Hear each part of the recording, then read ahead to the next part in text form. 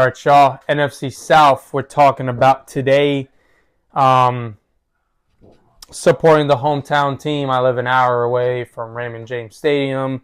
Been to a fair share of Tampa games, so definitely had some good experiences and good memories in that stadium. So I partially root for the Bucs, even though I hate on them to certain people. They're not a good football team right now. There's a lot of drama going on in that locker room with Baker Mayfield, Todd, Bowles. The fans want him out. The receivers, you obviously losing, Mike Evans can't feel good. Igbuka is having injury issues already. I'm sticking to it. I've said it before. He's a one-hit wonder. Chris Godwin has been in and out of the lineup last year, so it's really going to rely on him. Tez Johnson, I feel like, is going to be the best receiver for the Bucs this year. So my fantasy sleepers out there, Tez Johnson, you might want to look into him just a little bit more because I think he's the guy this year in Tampa Bay. You did lose Rashad White, which is big. You picked up Kenneth Gainwell, which will be also big, and then Bucky Irving is still there, but can he stay healthy for 18 games or for 17 games? I don't think so. But anyways, let's talk about this. I'm just going to rip right into it. My fourth place team is the Atlanta Falcons at 7-10. Look, they got Jahan Dotson as a wide receiver too. I think Jahan's going to be good for them as a wide receiver too. They have a strong defense. Obviously, they'll be without Pierce Jr. for 8 games for his domestic violence incident. I don't know how he's still in the league after that, but it's the NFL. It is what it is. I don't support it, but it's whatever. Then you look at the quarterback room. You got Michael Penix and you got Tua. Michael Penix hasn't played a lick of preseason yet. He hasn't even been practicing much because of his knee injury last season.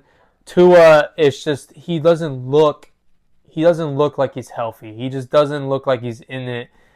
He looks pretty out of it. So quarterback issues are going on down there. Bijan is the best running back in football. Probably the best player in the NFL, if not top 2, top 3 for sure. Definitely will go top 3 picks in every fantasy league that there is. And then if something happens to him, you got Brian Robinson Jr. right behind him as well. So really not a bad running back room defensively. They got great cornerbacks. I love their cornerback room. They have good linebackers. They have just overall a great defense. But quarterback, I don't think Tua is the answer. And unfortunately, they're going to struggle with the quarterback play this year. Kyle Pitts, I think they extended him, and I don't know why, but it is what it is. I think you should have traded Kyle Pitts when you had the chance. I don't think he's a future tight end for y'all, but it is what it is. They made the decisions. Brand new coaching staff. Think that coaching staff has some growing pains their first season, or they absolutely shock everybody and win the NFC South. Kind of hard for that to see. Kind of taking a step back from that and just seeing okay, Tua, I don't think he's the answer. They need to focus on the draft. If Michael Penix cannot get it all going with his knee issues. So 7-10 for the Falcons.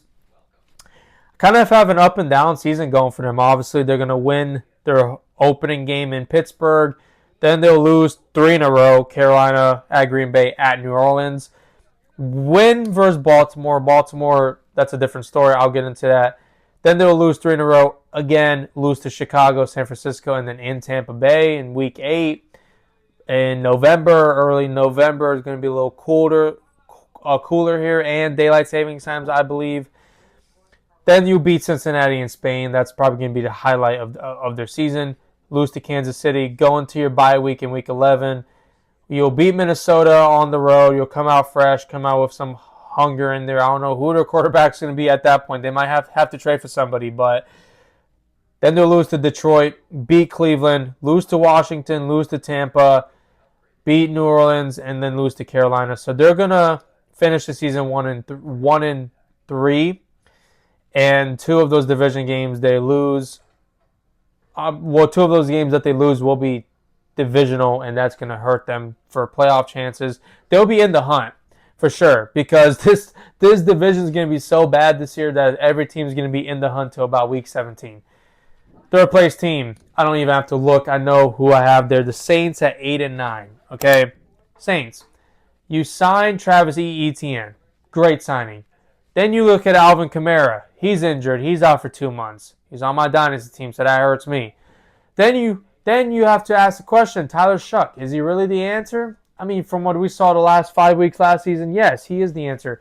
But what happens if Tyler Shuck gets hurt? You have to go to Spencer Rattler, or do you trade for somebody, right? They spent some money, the Saints. They made some trades, so granted to them. They still have a pretty decent defense. I'm not a big believer in Tyler Shuck, though. I'm sorry. Also, you just lost Tyson, your first-round draft pick, to an injury, and he's also out 2 months, if not longer, I believe. And then you look at Chris Olave just got paid. Obviously, he deserves that money, but if I'm not mistaken, just last year, there was a report that he's a concussion away from medical retirement. So you give that guy all of that money. By the way, a team that just came out of negative cap space, right? And now you give that guy that payment, and you give that guy that contract, that big of a contract. You look at like, okay, what happens if he gets another head injury and then he has to retire? Now you're stuck paying him, I think, $90 million guaranteed it was, or less than that. But still, you're still stuck paying that guy guaranteed money. I hope nothing happens to him. I love him. He's a phenomenal receiver. But what happens if something does happen? Last year he was just one concussion away, apparently, from medical retirement. So I don't know how that's going to play out. Tyler Shuck, he has more to prove to me before I start putting the Saints up into the elite category. I will say, though, the way this division is going to go this year, you don't know what's going to happen. You really just don't. It's hard to predict. It's hard to exactly predict what's going to happen. Saints fans, here's how I see your season going. You guys start off the season 2-2. You guys have to open the season in Detroit and Baltimore. That's 0-2.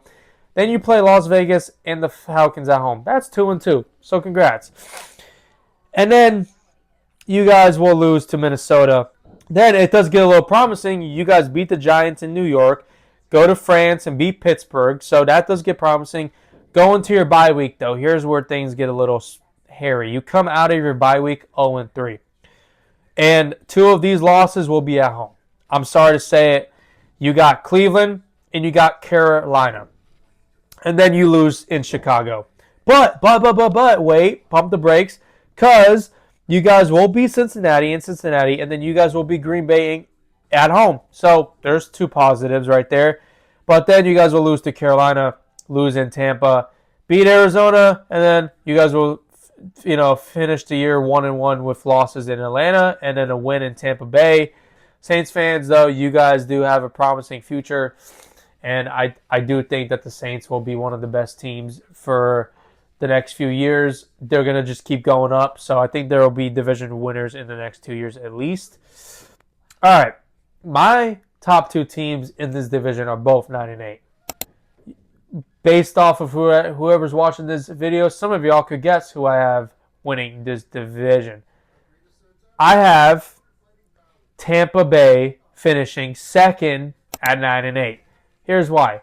Todd Bowles is not the guy. You guys lost Mike Evans. I kind of touched on all of this earlier. The receiving room is very thin. Okay, Tej Johnson is probably your number 1 receiver this year, and he's the next skinny Batman, right? Look at defense, though.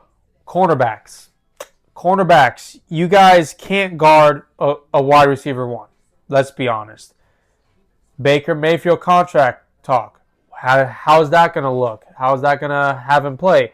Play with a chip on his shoulder or play like he doesn't care because he knows he's a free agent next year? Knowing Baker's mentality and his character, Baker's going to play for that contract, but he won't be in Tampa Bay any longer after the season. But going back to my cornerback case, Cincinnati, Jamar Chase. Minnesota, Justin Jefferson.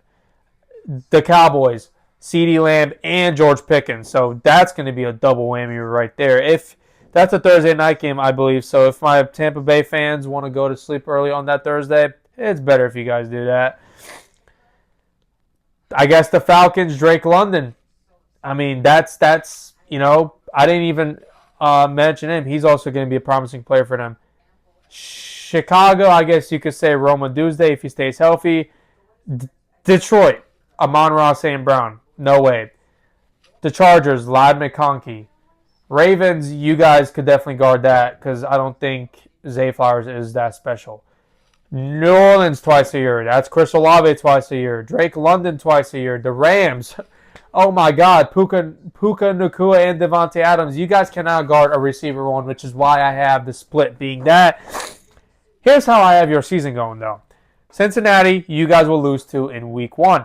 Then you guys go and completely just tear up the next 3 games. You guys will beat Cleveland, beat Minnesota, and beat Green Bay, starting 3-0 at home. So, if you're planning on going to some games in Raymond James Stadium, that's great for you. If you're a season ticket holder, that's great for you because you're going to see a lot of wins. It's fun playing there. Teams hate coming because of how hot it is, but it's a fun atmosphere, and the Bucs, they get down when they play at home. Here's the problem, though. On Thursday Night Football, you guys will lose to the Dallas Cowboys, and it's going to be pretty embarrassing as well. Then you guys beat Pittsburgh. So now you guys are 4-0 at home, according to what I have going on here. That's great.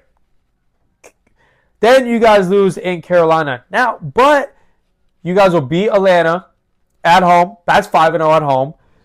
Lose to Chicago in Chicago. You guys won't be so good on the road this year. As I say that, coming out of the bye week, they will beat Detroit. Okay, that's going to be a get-back game for Baker Mayfield. If you know from the playoffs a few years ago. You guys will beat Carolina at home, so now that's 6-0 at home. Then your first loss at home comes to the Chargers, which that will be your first loss all year in Raymond James. Lose to Baltimore, and Baltimore beat New Orleans, so now you're 7-1 at home. Hello. Lose to the Falcons in Atlanta because they will get one. Lose to the Rams at home. You guys will lose to the Rams at home in Week 17, which will be critical for playoff hopes. If you guys beat the Rams, great. I'm planning on being at that game. If you guys beat the Rams, the Bucs will make the playoffs. I think that game will decide it all because you guys do lose the last game in New Orleans, kind of like last year where you guys were relying on the Saints to win. I believe it was the Saints to win. If not, they were relying on the Falcons to win. Weird situation. 2 teams that have nothing at stake.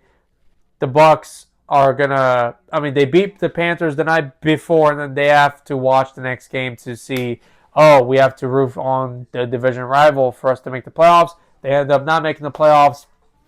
The rest is history. But if I'm not mistaken, the Bucs will go 1-0, 2-0, 3-0, 4-0, 5-0, 6-0 at home, 6-1, 7-1, 7-2 at home this year. So Tampa fans, go to the games because the Bucs will be good at home, and then they're going to be 0-1, 0-2, 0-3, 0-4. 1-4, 1-5, 2-5, 2-6 on the road. So that's going to lead to a 9-8 record, but not a good road season, but a good home season. And then that takes me to my number 1 team, the division kings from last year, the Carolina Panthers. I think they had a good offseason. They lost Rico Dowdle. Chuba Hubbard has the reins again. He got a contract extension. Jonathan Brooks has finally passed his ACL surgeries.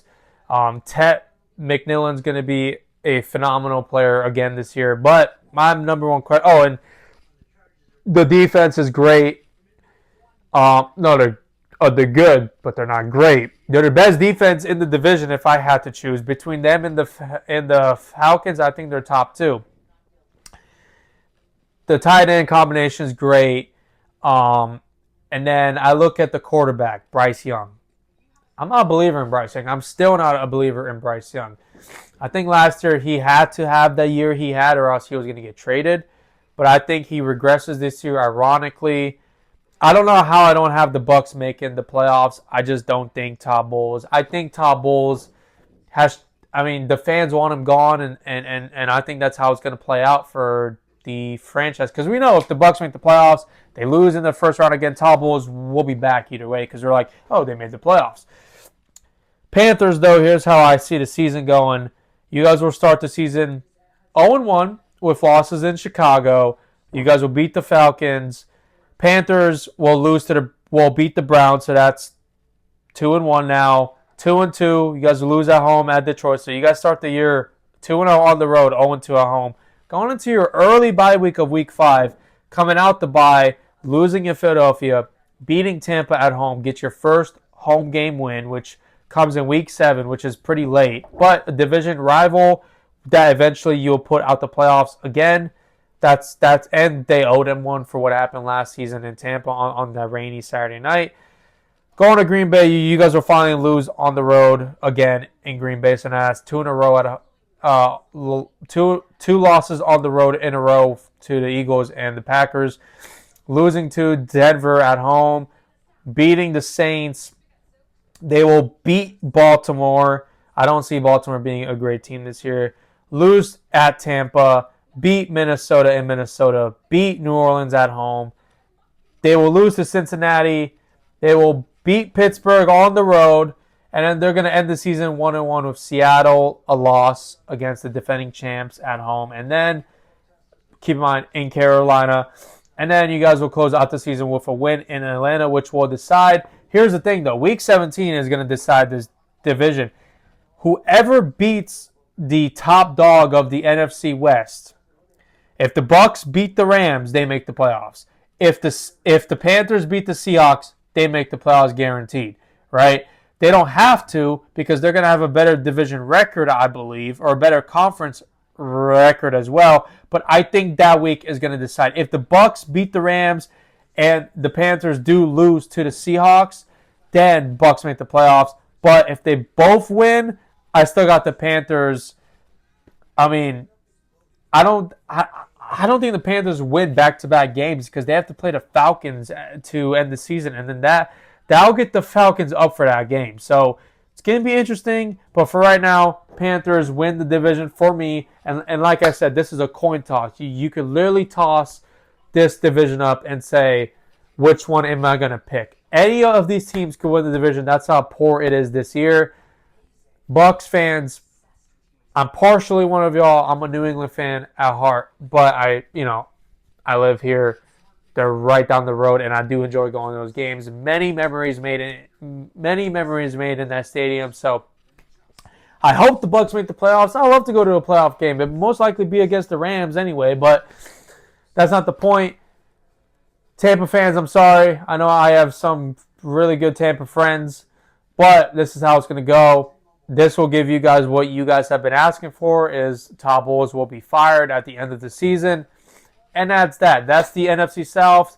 I'll see y'all in the next one. I got to pick and choose which division I'll do next. But NFC South, Panthers win it again, 2 in a row. They make the playoffs, and another first-round exit. Bryce Young, I don't think he's it. Deuces.